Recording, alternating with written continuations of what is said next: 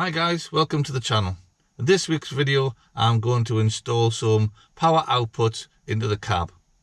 I'm going to put a 12 volt socket, a voltage reader and a couple of USBs into the head unit next to the radio. So let's get started. Okay, first things first, let's remove this trim. This just literally pops out from that like that, and then the radio itself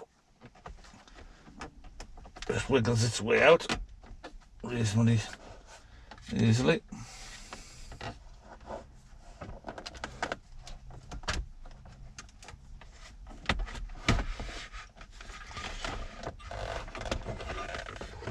Okay, so that's out from there. Right, now I'll just have to adjust these cables so that I can unplug this. Okay, as you can see, I've exposed these cables, and I don't know if you can actually see this in the back here, but previous the owner, I'll have to check these with a little meter, but it looks like they've already had spade connectors on the positive line and on the negative line. So I'll just go ahead and I'll check to see what these are, and we might be able to utilize those. Okay, what I've done here is I've used the faceplate that came with the kit to mark out and drill the holes on this little back plate here, which is just going to fill the gap in at the on the head unit.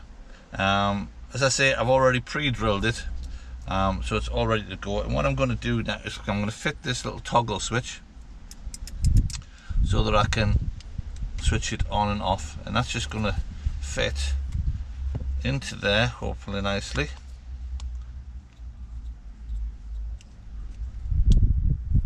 Yeah, that fits in nicely there. A little securing nut on the top.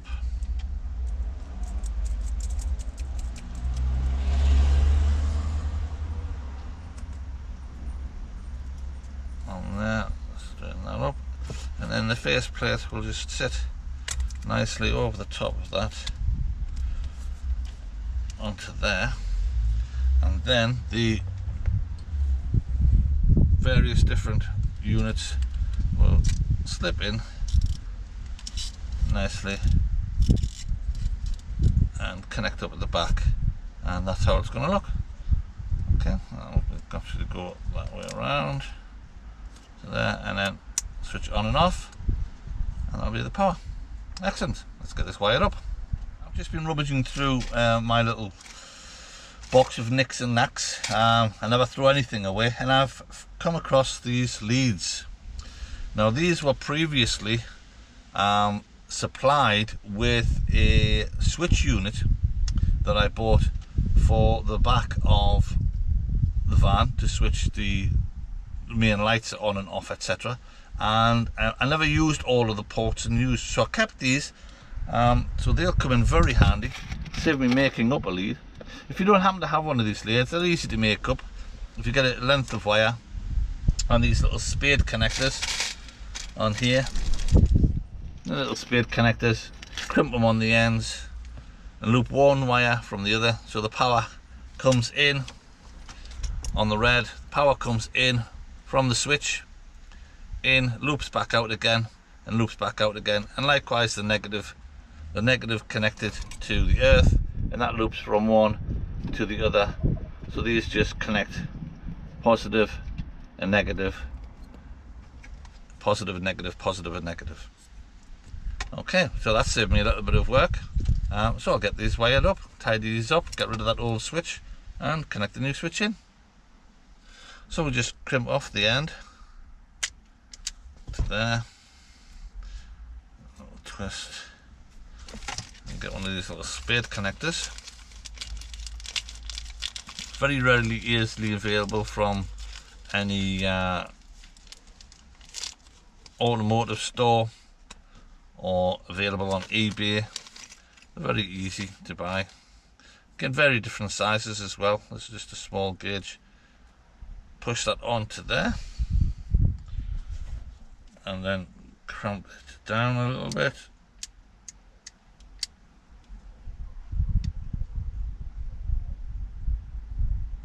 nice and firm, and that's nice and reasonably firm. Okay, now then, this one, the fuse one, is going to go connected with this spade connector into a little Scotch block, which I'm going to connect in a moment under the wire.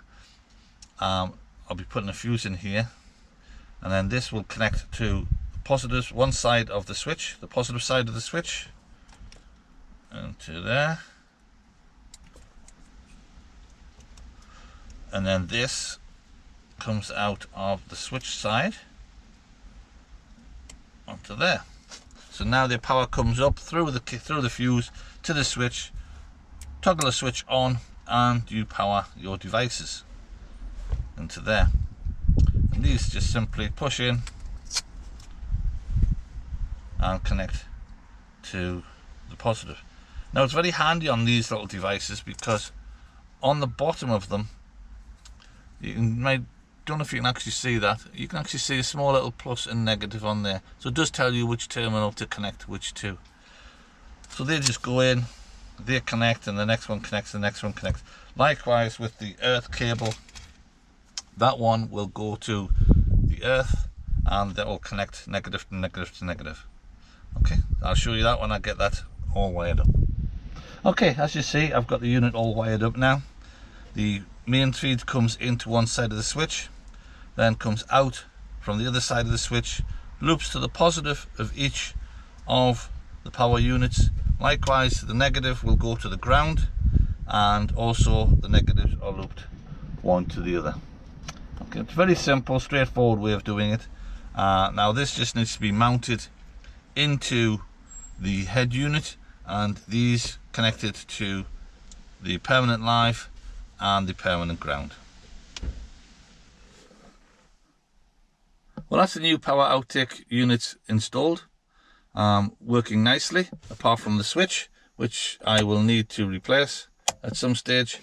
Won't stay on. But that's it, installed. Hope you enjoyed this video.